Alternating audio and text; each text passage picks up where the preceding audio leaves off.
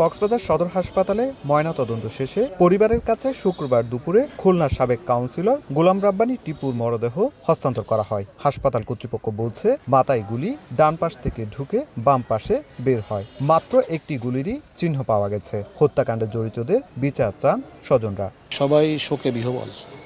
দেখুন, এই মুহূর্তে আমি কিছুই বলতে পারবো না। ডান পাশ থেকে ঢুকছে, বাম পাশ থেকে বের হয়েছে। আর শরীরে কোথাও আঘাত পাওয়া যায় না, হার্টও ইনটেক্ট আছে।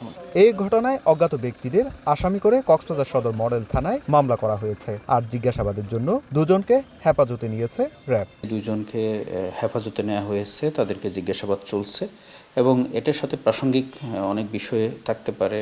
যেহেতু খুলনার মানুষ এই রাজনীতির সাথে জড়িত ছিল, কক্সবাজার নিহত হয়েছে, প্রত্যেকটা বিষয় বিবেচনা রেখে পুলিশ কাজ করছে।